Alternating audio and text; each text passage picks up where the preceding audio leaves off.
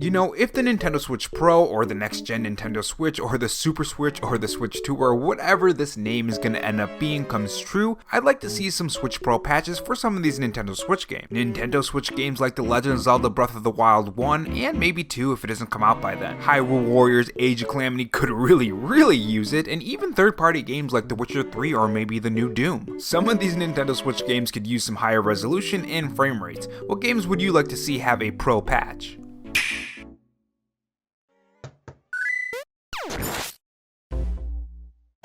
Hey guys, it's Rob here, and welcome back to the Robo Show, where we cover the latest gaming news, leaks, and rumors from Microsoft, Sony, and Nintendo in 2020 and beyond. If you want to be kept up on the latest gaming news, make sure you click that red subscribe button below this video and that notification bell so you know when I upload.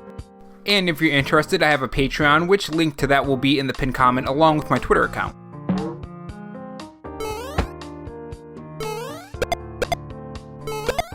In this video, we are going to talk about the latest Nintendo Switch Pro rumors that are making the rounds once again, guys, which is sort of an extension of those 4K Switch dev kit rumors from Bloomberg. We're going to talk about what Samus Hunter has to say and her words on that, and of course my usual 2 cents thrown into the mix. If you guys enjoyed this video, leave a like, it sends signals to YouTube to push the video to more viewers when you do, and if you want to help me reach my goal of 800 followers on Twitter, you can follow me at RoboRob93. Without further delay, let's get to the video.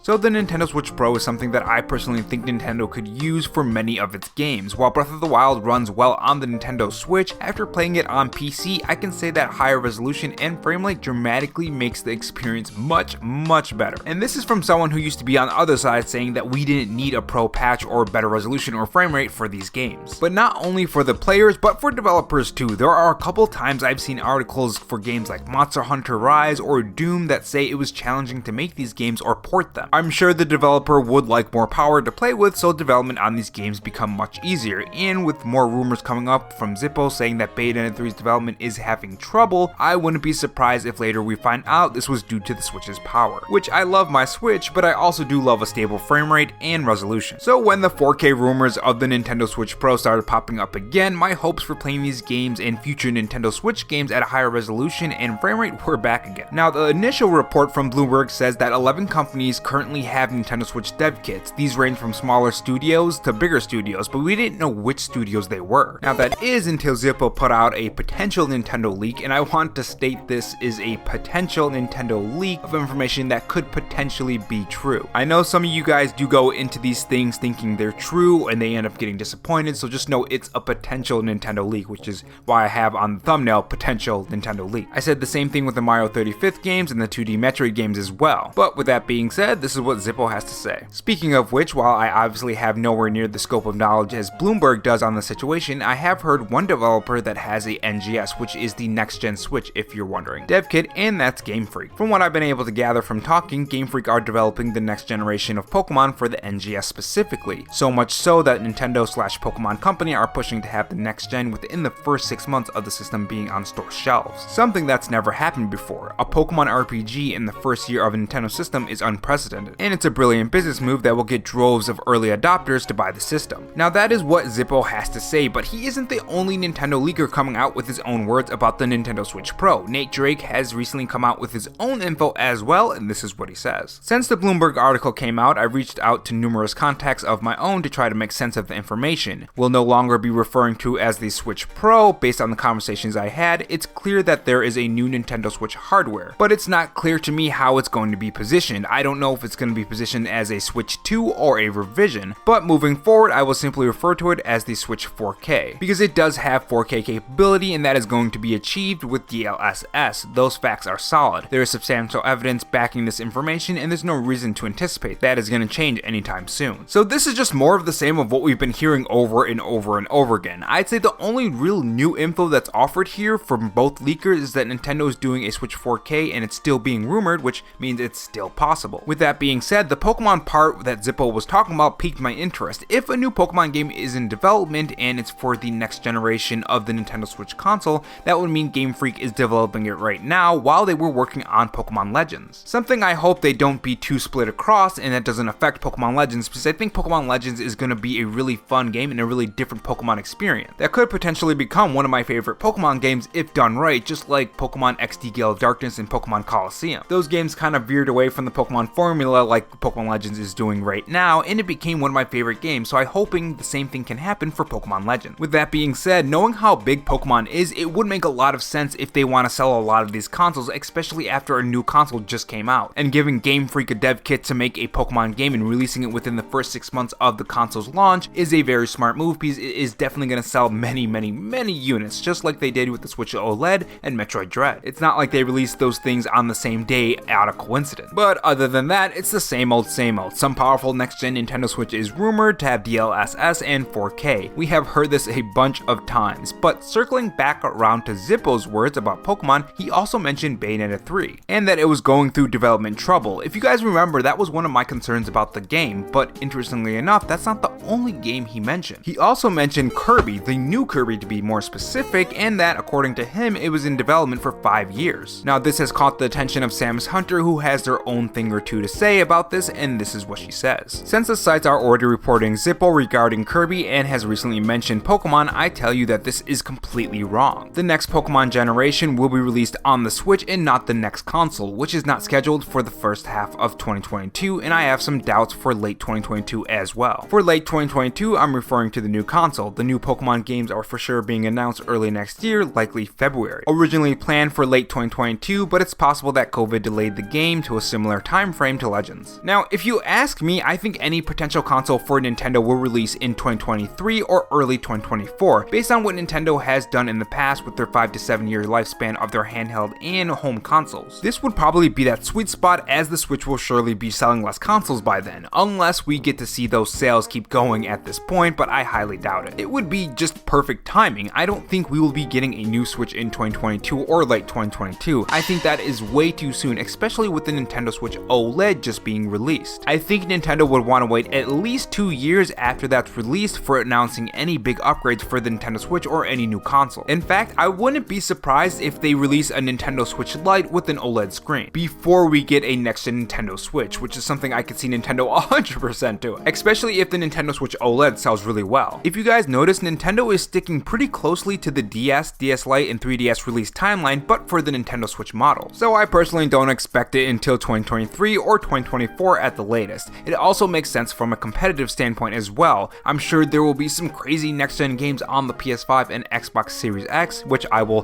hopefully own by then. So if Nintendo wants to keep that third-party support and not rely on cloud games like the recent Kingdom Hearts, that I don't even want to talk about that.